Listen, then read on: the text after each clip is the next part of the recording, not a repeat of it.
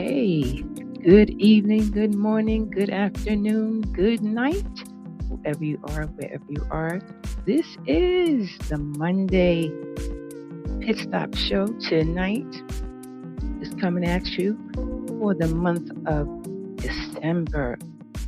Yeah, glad to have you aboard. Again, good evening, good morning, good afternoon, good night, whoever you are, wherever you are.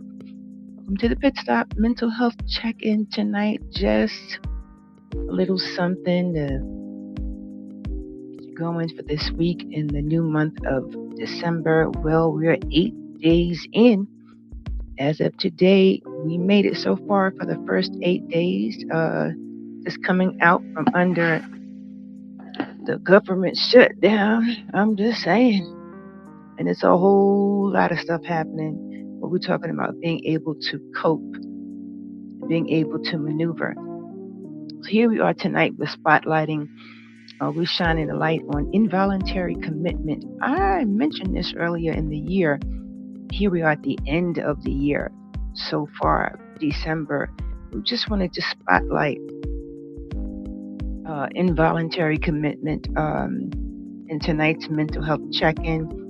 Just want to give you a little idea on what, a little bit more of an idea of what it's about. Because listen, the government is attached to so many things in our lives that we really need to check in with ourselves. You see the ticker says, when's the last time you checked in with yourself? So tonight we're checking in with ourselves so we can be able to maneuver better and have the best mental health support for 2026. So tonight, again, just a little check-in and a little groundwork for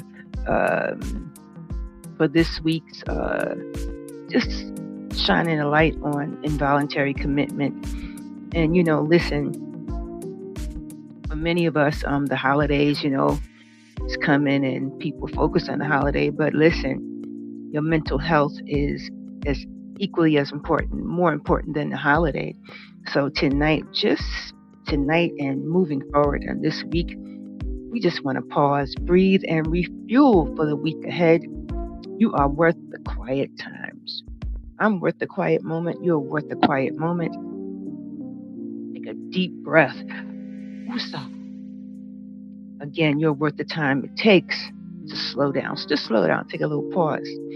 So to all my minnows out there, menopausal women, and to all my people out there who are passing through mental health challenges, who are passing through things such as perimenopause and menopause, postmenopause. Listen, I'm with you. Again, I just want to remind you that if you want to start a forum, Women's Health Forum on menopause, please talk to me. Hit me up at JTireForum1 at YouTube, and also at Just Us Mental Health. I'm sorry, at Just Stop It mentalhealth.com. That is my website, at juststopitmentalhealth.com. And you can blog, leave some information there, and leave some valid information at that, and support so we can get this forum going. And I'd like to touch base with whoever you are. I'd like to just come together as a collective and get this women's forum going for menopause, or para and postmenopause, because 2026 is coming in, and a lot of our younger women really are at their wits' end and they don't know what to do. So just want to give them a framework. I'm committed to caring about different issues, but I'm committed to those who can help carry us to the next level in such things and such issues. So here we are tonight talking about involuntary commitment. Take a deep breath and just shining awareness on it. So what is involuntary commitment? I hear somebody saying like, what is that? Like, hey, what is that? Just to be clear, it's also known as civil commitment. It's a legal process when people experience people who are experiencing severe mental health issues, symptoms. They're to be hospitalized against their will. Now, there's a lot of stuff to that because it's what's attached to that is HIPAA laws to protect patients, to protect uh, those who are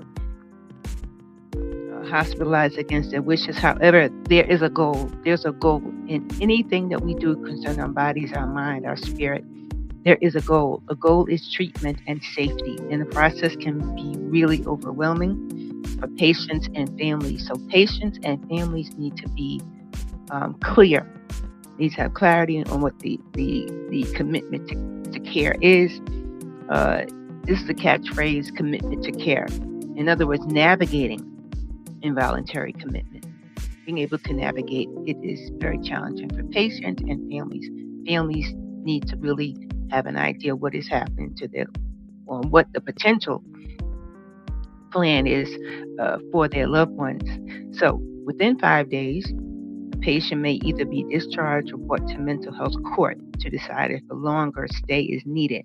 Now, it depends on the state and it depends on the type of hospital. It depends on the hospital that your loved one is in because it can take a couple of weeks. Now it depends on the severity of the mental health, of the psychosis. If there's a psychosis, it depends on the number of times that the your loved one has, or who it could be you, a person, it could be anybody.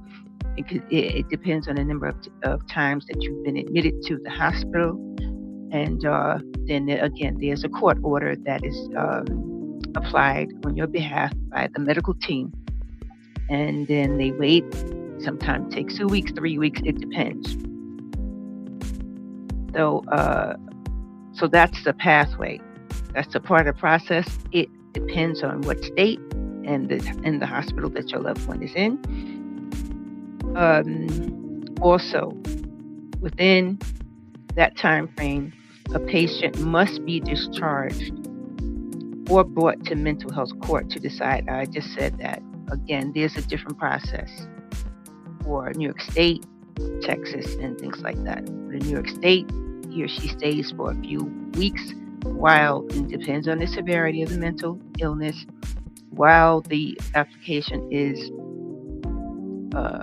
sorted out by the medical team, or the application is submitted and then approved by the court. So, and the conversation should always be held between the patient and family members, so everybody is clear on what is to happen. And remember, rights do not end. Your loved one's rights do not end based upon commitment. Patients still have the right to refuse certain treatments and freedom from abuse and HIPAA protections. However, it takes a really good, solid medical team to make sure that this particular that this involuntary commitment plan goes smoothly, because it can go south. We're talking about having a safety net for he or she to be able to maneuver through this plan and be committed to taking his or her meds, and if they need to be tapered eventually, conversation should be had about that too, because the meds are pretty powerful. And then we're talking about treatment. We're talking about how the patients acclimate to certain meds, and the time. It takes time. It takes time, and it takes a strong team, a team to be consistent. It takes a very consistent team to be there with your loved one. And safety is the key. So tonight is just a spotlight on involuntary commitment. And when we come back on Thursday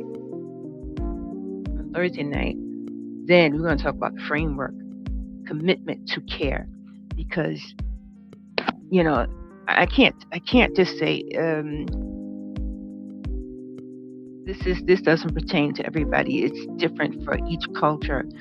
But there's no one shot deal here.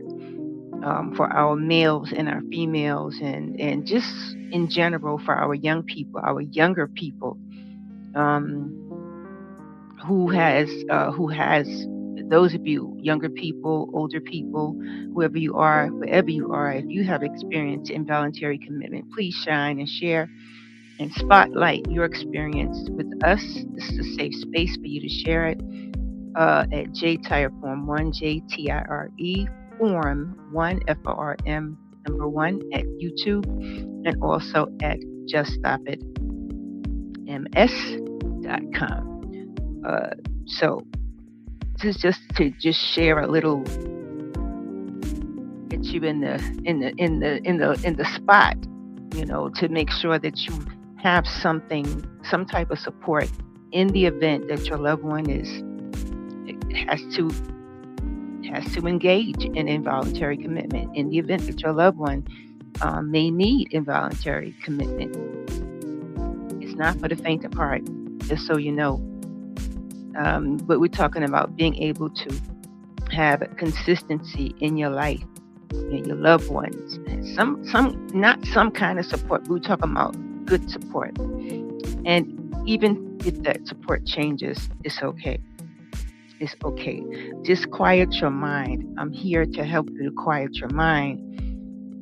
Mark chapter 4:39 says, "Quiet, settle down." Just as Christ calmed the storm, sometimes we have chaos. It's chaos, total chaos, and we need some tools.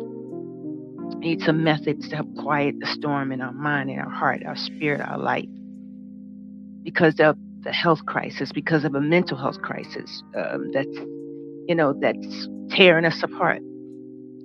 However, by centering compassion, by tempering our lives, by tempering that chaos with compassion and communication, we will have clarity, because we all deserve dignity. So we need clarity and we need dignity. So this is the pit stop coming at you. Yours truly, the Grand Queen. I guess you guys are like saying, "Who are you?" I am the Grand Queen, creator and producer of the Just Stop It show.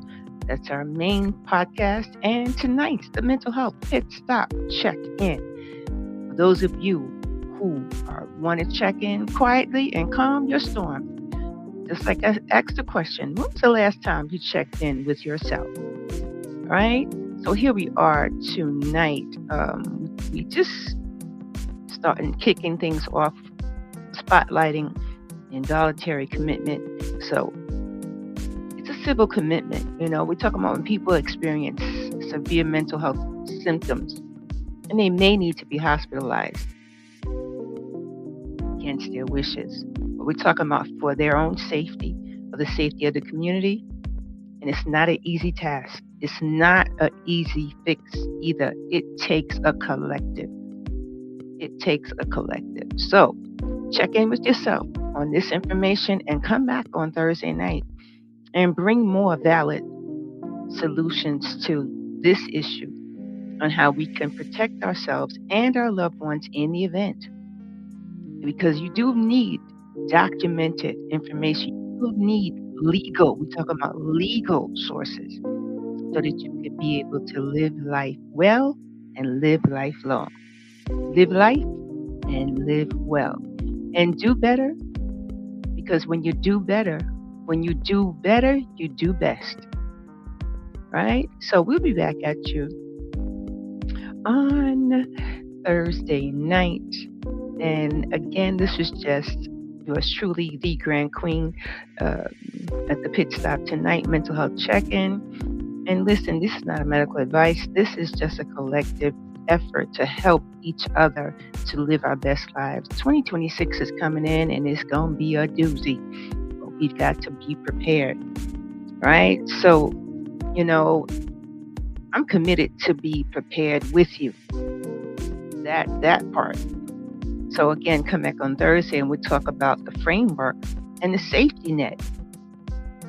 Some of the safety measures you can take to be able to navigate through involuntary commitment. Again, it's not for the faint of heart, but you will get to it, get through it, get with it. So just carry this reminder with you until Thursday, for actually beyond Thursday, all right, that your storms can be calm. Your storms can be calmed. They can be calmed. They can calm down. Uh, as my African brothers say in patois, be calming down. Be calming down because you are worth the pause. And I'm just know that you're worth the pause. You're worth the pause. You're worth the wait. And I thank you for stopping by the pit stop. Until next time, breathe deep and keep going.